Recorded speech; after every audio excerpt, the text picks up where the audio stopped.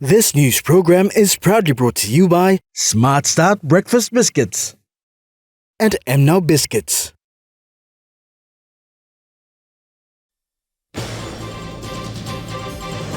Families of missing Constable Nelson Kalinda call for action. Kitano Piri challenges Southern Highlands Governor William Powie in court. And PNG Industrial and Mining Resources exhibition ends in Port Moresby. Good evening, you're watching National EMTV News. I'm Grace Papiali. Thank you for joining us. The incident involving the alleged kidnap of Senior Constable Nelson Kalinda has prompted families, friends and mothers, especially at the Red Sea Barracks at Bomana, to call for action. A petition containing the family's grievances and concerns were included in the petition. Receiving the petition on behalf of the Police Commissioner David Manning was Deputy Commissioner Special Operations Donald Yamasombi and the officers from the Police Commissioner's Office.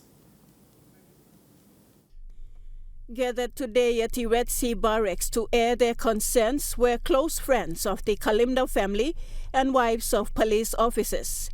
This was an urgent appeal by Lillian Keasu on behalf of the immediate family of Senior Constable Kalinda. Mipla like him was a missing person, Nelson Kalinda, must come back. Suppose him kissing Bagarap, must come back. Give him Mipla back. Now suppose him stop life, Salim come back. Emotional wives of police officers used the opportunity to speak.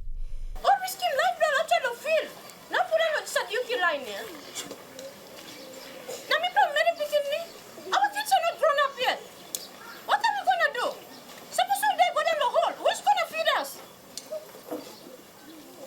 Who's going to shelter us?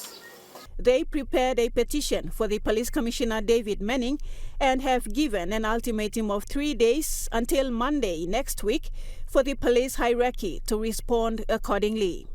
Today marks 7 days since Senior Constable Nelson Kalinda reportedly went missing in Tari, Hela Province.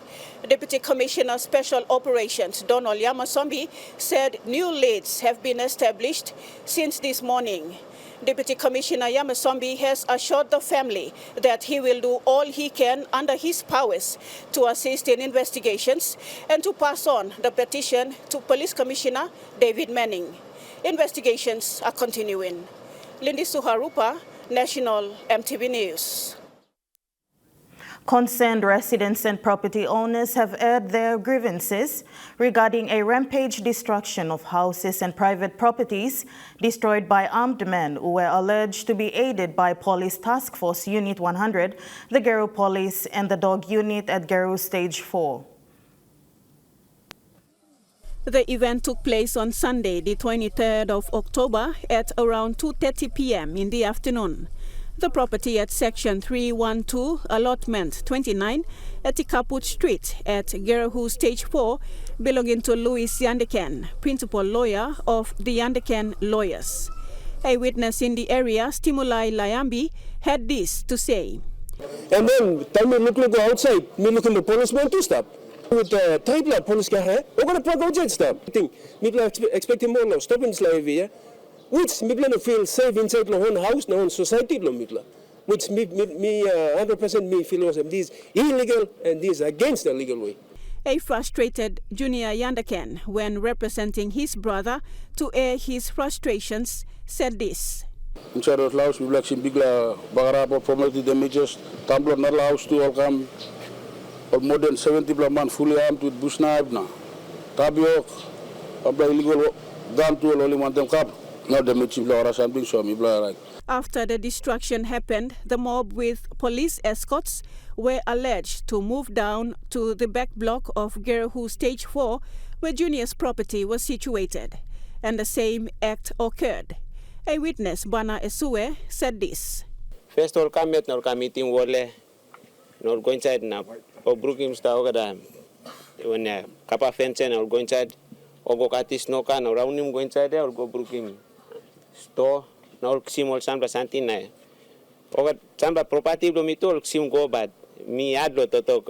I know say incident them come up ol kalo groups ol kam silepto to mi luki ol sim tu nago na even mis sanap na mi looking police ta anta kaino mampla 50 meter away but all no work mampla santin tu ol sanap so no look instead of opa kam na stop him no but to one something come up stay mono to talk to mol kam stop so no look him na kain santin come up no kalap no go back mol escort him kel backside no go. Yandaken shared his sentiments and said he feared that he would have lost his life in front of the police. Me no film safe mall or police also me look all presence blow all games la damages la property blow me also killing me too I think all police person up na look cholna.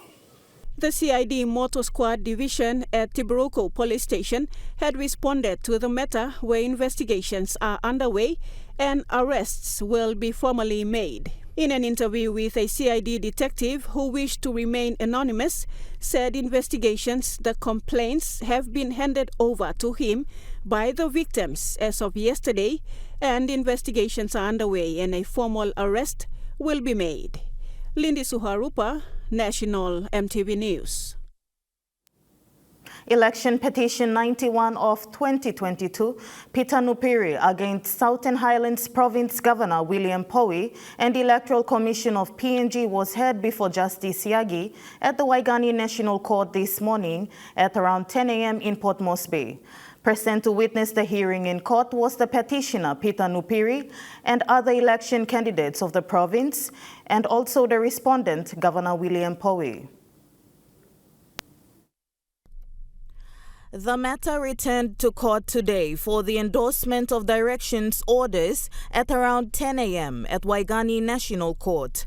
Justice Joseph Yagi, after making additional amendments, endorsed the consent directions and further directed Nupiri's lawyer to prepare a draft statement for both Powie and the Electoral Commission's lawyers for considerations by the 3rd of November 2022. Both the lawyers are to respond to comments of the petitions that are the constitutional issues and reply by 24th of November 2022. The matter returns on the 29th of November for pretrial, where all parties are to appear in court. Walking out of the National Courthouse was the petitioner Peter Nupiri and other 2022 National General Election candidates of the Southern Highlands regional seat. Exiting later was Governor William Powie and his acquaintances. The 2022 PNG Industrial and Mining Resources Exhibition and Conference was held at the Sir John Guy Stadium in Port Moresby. The exhibition was sponsored by the Motor Vehicle Insurance Limited. The two-day exhibition saw various business organizations from different sectors participate in the event by showcasing what their organization can offer and networking with other business houses. Chief Executive Officer of MVIL, Michael Markup, in his opening remarks, highlighted the significance of the event. Markup said MVIL's gold sponsorship support of this event provides an opportunity for them to touch off some key elements of the changes of the legislation and how these relate to the theme of the next 2 days conference, which is on the value of doing business in PNG. Richard Leka, a team leader of MVIL Strategy and Partnership, stressed on the importance of the event. In this event is because it's about PNG business, how important PNG business is as far as the people concerned in especially the implementers, the people that are on the ground that keep the economy running, and what greater sector than to target the mining and petroleum and all the industries concerned. I think strategically speaking, the businesses that have come here to take part in this event, they're an important piece, holistically speaking, because they also contribute to the operators, the big mining operators. Like I said, such event brings business houses at one location that creates an avenue for them to interact and showcase what they can offer. For the golden sponsor, the MVIL, the event is a chance to do more awareness to the MVIL Amendment Act that is vital to those industries operating in mining and petroleum sectors, as well as the agriculture and forestry sectors. I think the most important thing for us is to mention that this act affects them, and for our business too, how we can help them. That's the most important thing. It's not about us just bringing the act to the floor and expecting them to just adhere to it. What do we do as a MBIL as an implementing agency to try and assist them? That's the most important thing.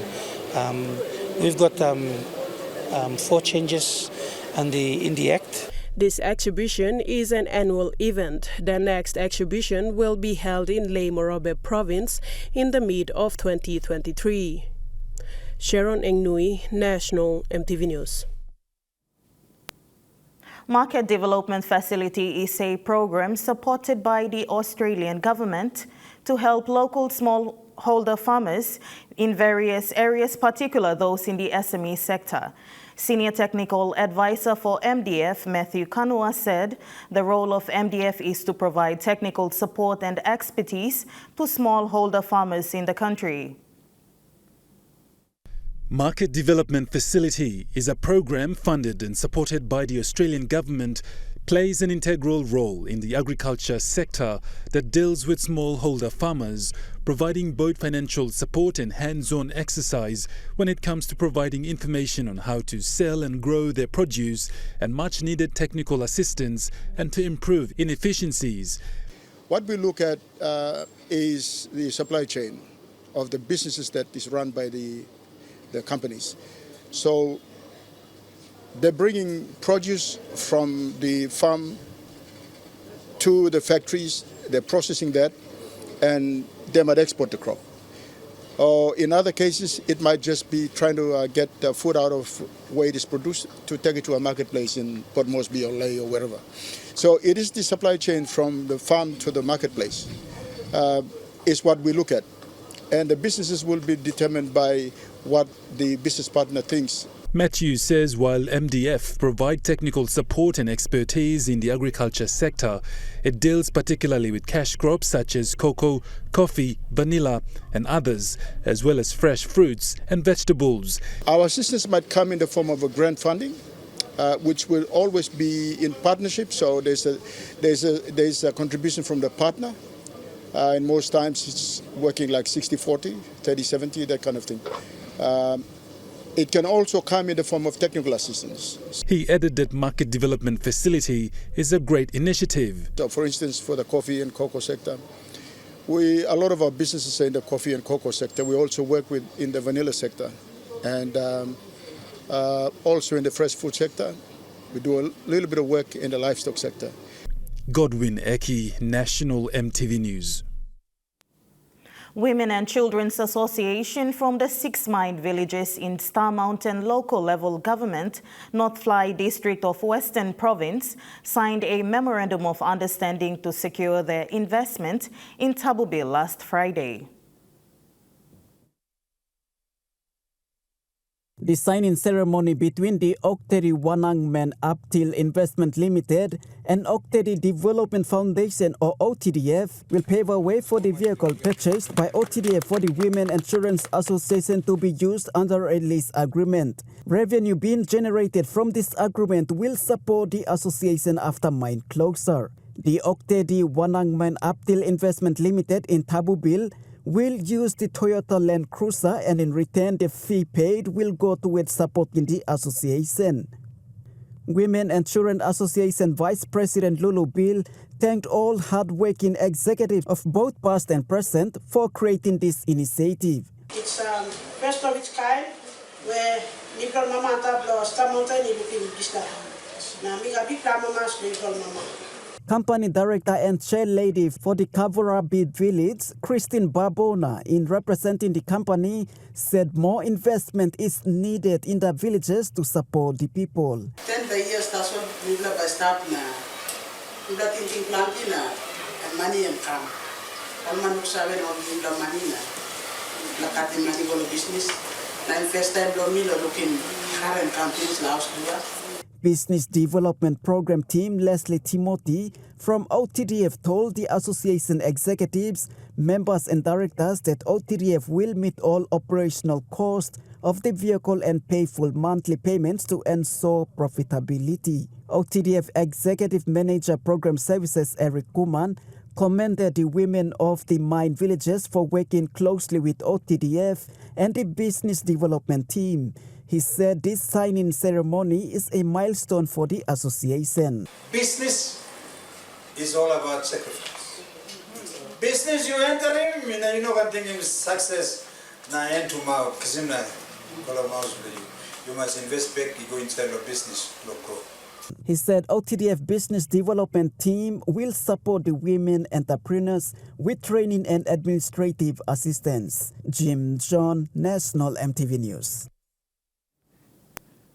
National EMTV News continues after the break. Stay with us.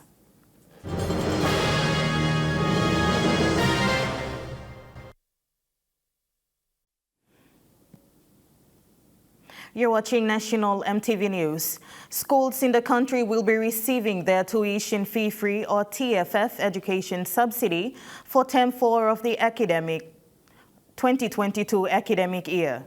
Prime Minister James Marape made this announcement in Port Moresby this week.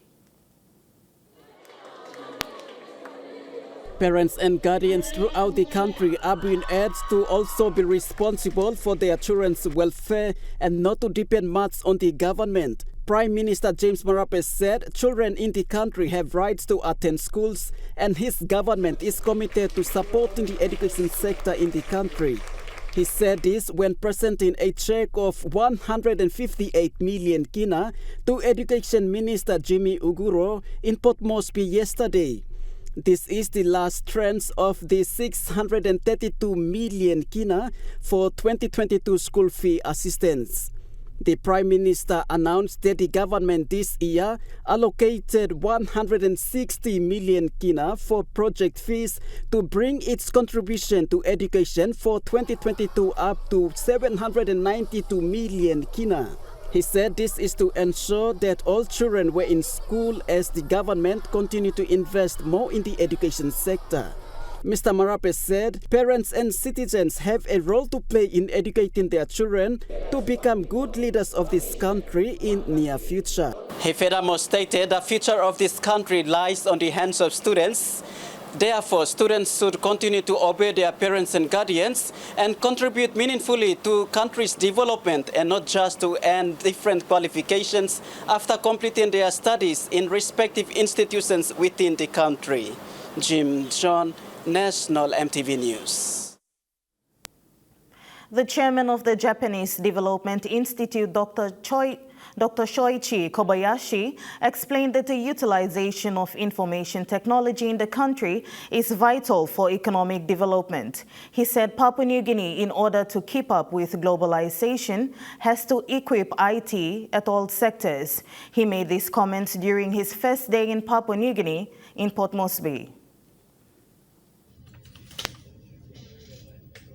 Technology is a tremendous benefit for any country in the world. Papua New Guinea can keep up with globalization if information technology is made better use of in all sectors. These were the sentiments shared by Dr. Shoichi Kobayashi, chairman of the Japanese Development Institute. Also, I think the technology is changing so fast. You have to keep up the technology. I really recommending now that every country in the world, IT sector is so important. So every sector now, IT is a key for the developing efficient industry, education and services, and manufacturing, and everything. The global market has a lot of competitors, and in order for Papua New Guinea to be able to compete, there has to be an upskill of professional young people who are both employed and unemployed. Young people will be demanded every sector you go. Because IT sector you can transform the rural areas, isolated island, immediately to the 21st century. So those technologies are available now. Dr. Kobayashi urged the young generation to be skilled with new technologies. He said information technologies is the key to every development in the countries in the world. The Independent Consumer and Competition Commission clarified in its statement its roles in the port sector. This is following the misconception of its roles and responsibilities being speculated by individuals, including businesses and certain government agencies over the recent years. The ICCC made the call to clarify its stance in its role and responsibility in the port sector following an article in one of the daily newspaper where it was alluded that the ICCC sets price for all ports charges. However, the ICCC highlighted the statement is an outrageous misinterpretation of ICCC pricing role in the port sector, hence this clarification. The jurisdiction of the ICCC on prices, particularly in port sector, only applies to the prices of goods and services that are declared for price control and monitoring purposes under the Independent Consumer and Competition Commission Act and the Prices Regulation Act. In 2002, the then Minister for Treasury declared PNG Ports Corporation Limited to be regulated under Section 32, subsection 1 of the ICCC Act, including berthing, wharfage and berth reservation services. Therefore, the ICCC sets the prices that PNG ports charge for berthing, wharfage and berth reservation services only. As the result of that, the declaration, the ICCC and PNG ports have entered into a binding regulatory contract which stipulates how to set prices for berth, wharfage and berth reservations.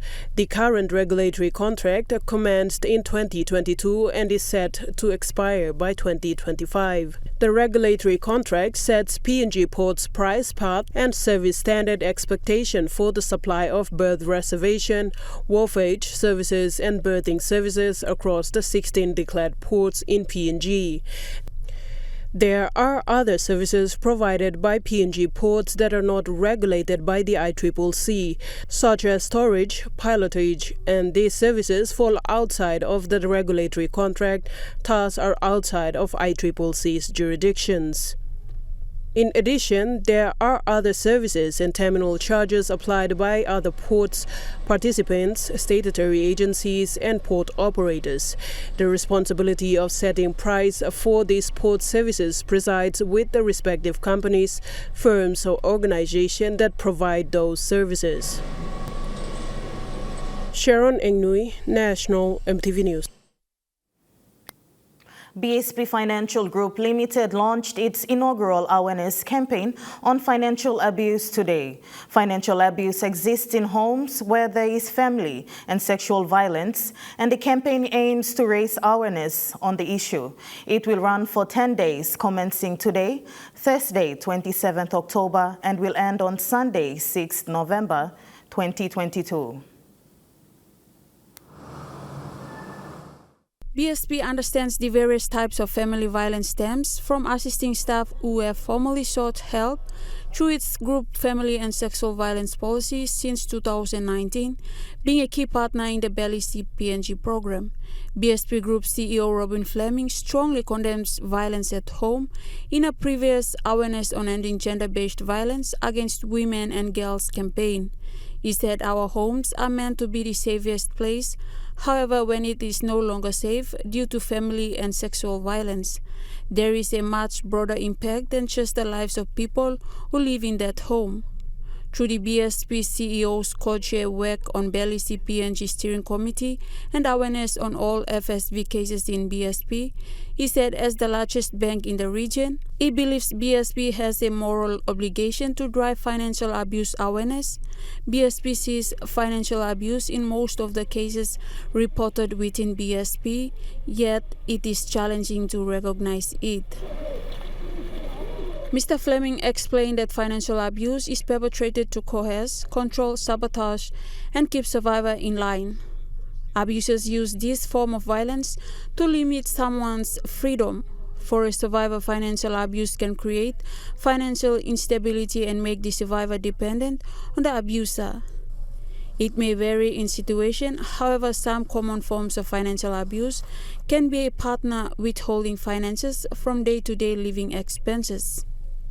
He said spending money on gambling and drinking alcohol over groceries, school fees, medical expenses, limiting or removing access to bank account or joint account and monitoring financial transactions through electronic banking are other forms of financial abuse. Through this awareness, they hope survivors are able to access available support, services and tools through financial literacy to attain financial independence. Esther Gane, National EMTV News. BSP customers in one of the most remote areas of the country, Teleforming District in Western Province, will have improved banking services in mid-2023 once BSP's upgrade of the sub-branch to a hybrid branch is completed.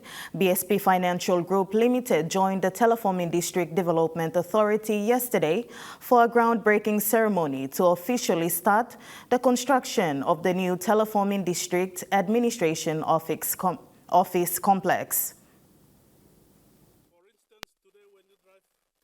The member for Teleforming and Minister for Works and Highways, Solen Mirisim, said the modern office complex is being built by the Teleforming District Development Authority at a cost of over 9 million kina. Upon completion, it will house the various government functions in the district as well as the new BSP Teleforming hybrid branch. BSP Group Deputy GM for Retail, Peter Coleman, said BSP will invest 2 million kina to build the new BSP Teleforming hybrid branch within the new district complex. The hybrid branch will be a significant upgrade of the existing Teleforming sub-branch that was established back in 2013 under the bank's BSP Rural Banking Program, providing the full range of banking services, including ATM services to more than 50,000 people living in the Teleforming, Yapsi and Oxamin LLGs of the district. BSP Group CEO Robin Fleming said BSP remains committed to expanding, upgrading and improving their services around the country. In March, they opened the Palmalmal hybrid branch in Pomio. In September, they witnessed a similar groundbreaking at Dobel in Mount Hagen and yesterday at Teleforming. BSP's Erku branch will open next week and they still have Maprik sub-branch to upgrade in 2023. Esther Gane, National EMTV News. And now looking at the Nest Fund market report, the kina closed unchanged at $0.2840 in the interbank market. At Bank South Pacific, your kina was buying $0.2765, $0.4234 Australian dollars, $0.2672 euro, 40.1 Japanese yen. Looking at commodity prices at New York close, gold is trading higher, coffee, cocoa, copra and palm oil are trading lower, crude oil is trading higher, and copper is trading lower. On the stock market, the Dow Jones, the ASX 200 and the All Ordinaries closed higher. National EMTV News continues after the break. Stay with us.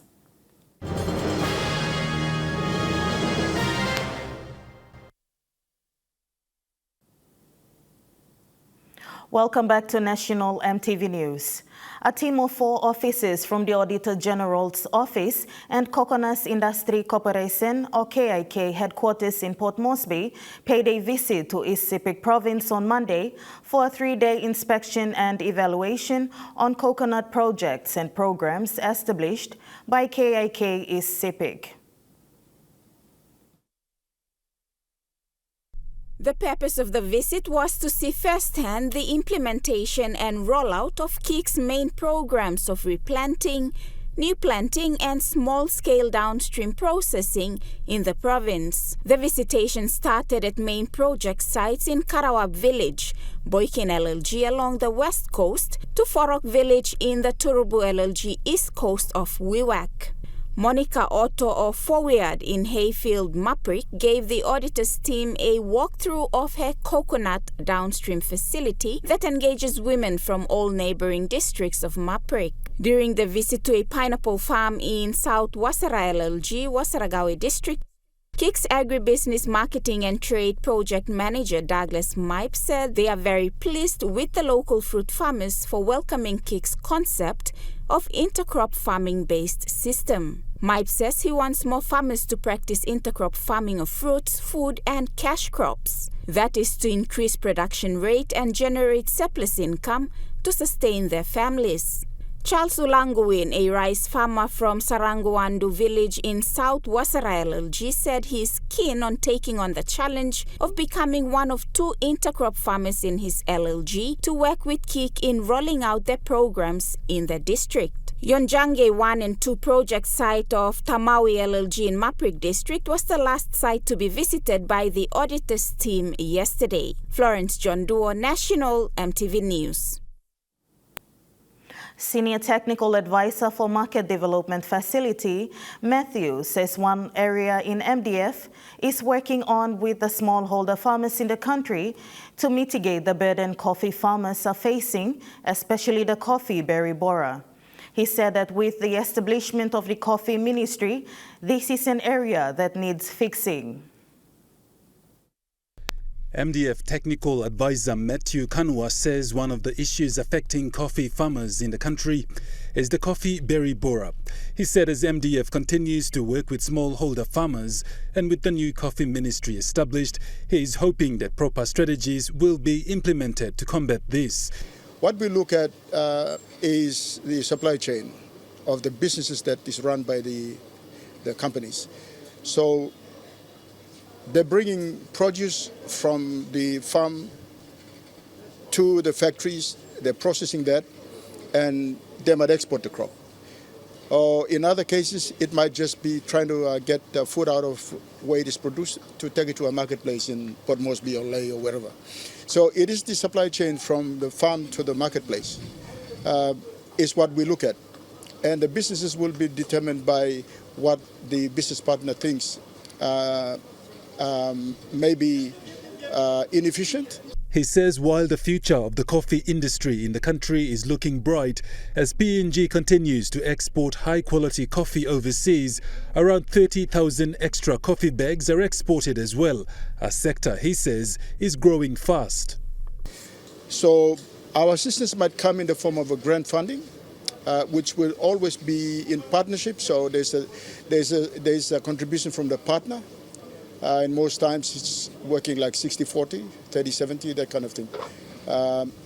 It can also come in the form of technical assistance. He added that from the 22 coffee exporters in the country, MDF deals with 7 and would like to see that number grow. So for instance, for the coffee and cocoa sector, a lot of our businesses are in the coffee and cocoa sector. We also work in the vanilla sector and also in the fresh food sector.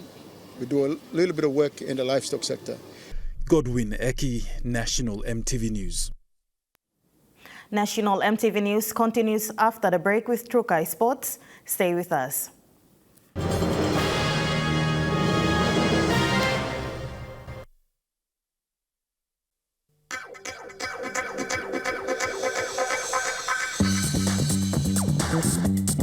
Trukai Sports.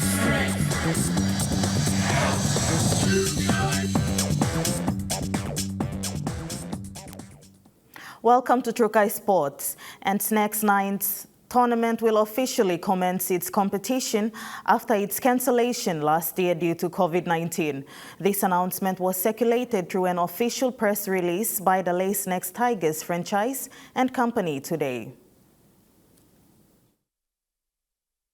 The Snacks Nights tournament, which is primarily the scouting avenue for the Lace Next Tigers squad, will return this December after it was cancelled due to COVID-19. This statement was confirmed by Lace Next Tigers and company owner Ian Cho today via an official press release. With the Rugby League World Cup currently underway in the United Kingdom, there is so much motivation to grow the code wherever it is played. Additionally, there is so much need for PNG to improve on in the local frontier to one day see the Kumul soar higher where we all wanted. The Snacks Nights tournament has long been the signature competition, converging various rugby league talents in PNG, which has competed in the semi-professional National Rugby League competition, bagging 4 premierships and 6 minor premierships. The tournament is scheduled to commence on the 8th to the 10th of December 2022 with over 40,000 kina prize money up for grabs, which will be staged at the Lay Rugby League Oval. Affiliation fee is 1,500 kina per team and no cash payments will be accepted. Interested teams can contact Tournament Director Steve Malum for further assistance. Lisa Puni, Trukai Sports. Looking at the Port Moresby Soccer Association Premier Division points ladder, Munkas FC tops the following 5 clubs. The Port Moresby Soccer Association has played 16 weeks of its regular rounds competition. The top 5 clubs for each of the 9 divisions so far are as follows.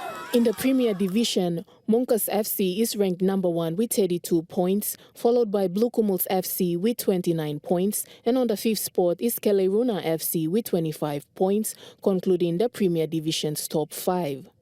In the First Division, Bismarck FC leads with 37 points. On the 2nd position is Leylam FC with 30 points, and summing up the top 5 spot is Kuti Andra FC with 25 points. The 2nd Division has City Strikers FC in the forefront with 49 points, while Vestubeai Aupa FC claims the 2nd spot with 41 points, and to conclude the top 5 position is East Coast FC with 24 points. In the Women's Pool A Division, University FC dominates with 35 points, followed by Kuti Andra FC also with 35 points, and summing up the top 5 position is Samika FC with 21 points. The Women's Pool B Division is led by East Coast FC with 37 points, followed by Munkas FC with 33 points, and wrapping up the top 5 position is Siadla FC with 16 points. In the Under-23 Pool A Division, McLaren FC dominates the ladder with 30 points, second is Bismarck FC with 26 points, and on the 5th spot is Mangidus FC with 14 points. To Under-23 Pool B Division, Monkas is leading with 28 points, coming second is Siadla FC with 25 points, and wrapping the 5th spot is Blue Kumuls FC with 19 points. In Division 3A, Bosco South tops the ladder with 30 points, coming second is Ormond FC with 28 points, summing up the 5th position is Wings United FC with 9 points. The 9th Division, which is Division 3B, has Valmolea FC placed on the 1st position with 34 points. Cloudy Bay runs second with 28 points. Wrapping up the top 5 position is Samika FC with 14 points. These are the top 5 clubs in PMSA's 9 divisions so far. Meanwhile, the Port Moresby Soccer Association has 2 more weekends of regular rounds competition remaining before commencing its finals playoff. Lisa Puni, Trukai Sports. Trukai Sports continues after the break. Stay with us.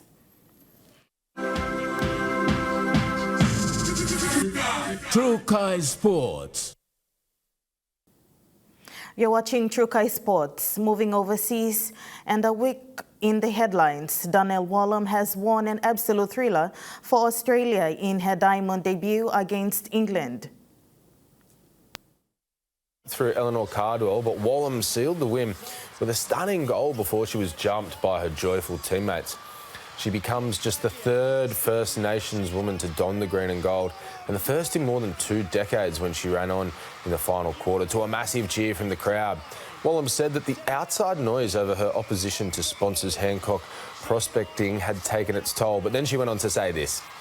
It's really special, and I just hope that I'm now, a role model to the young girls and boys coming through for their turn. And it was really special. I had Marcia Ella Duncan present me the dress, last night. So, it was just really special, and it's been a long time coming. So I just, hope I make everyone proud out there. Ireland has earned another famous World Cup win over England with a rain-affected 5-run victory.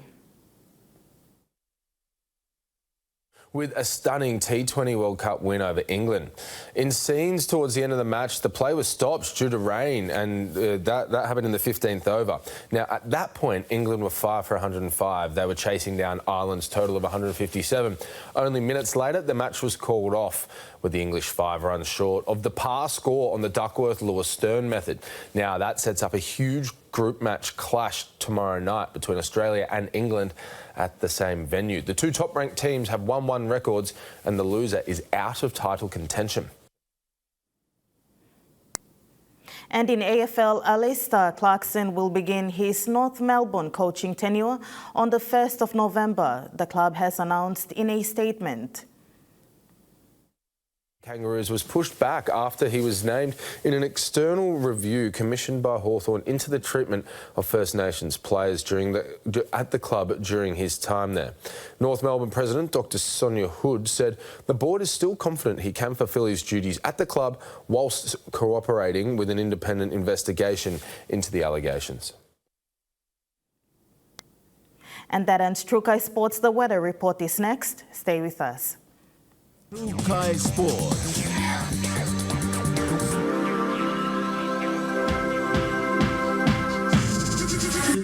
True Kai Sports.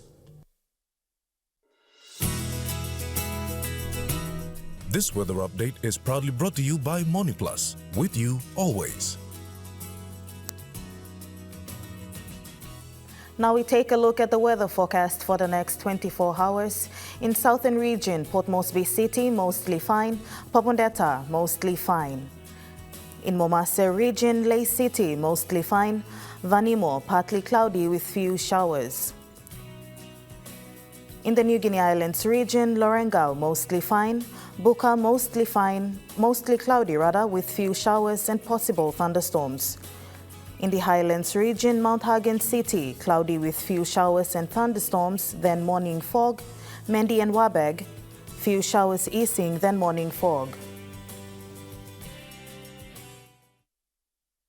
The weather update was proudly brought to you by MoneyPlus. With you always.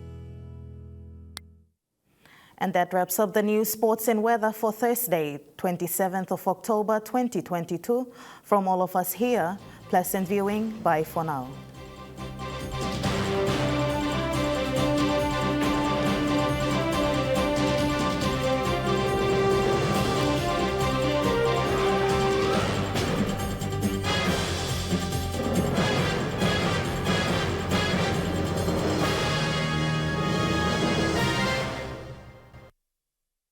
This news program was proudly brought to you by Smart Start Breakfast Biscuits and Gold Nuggets.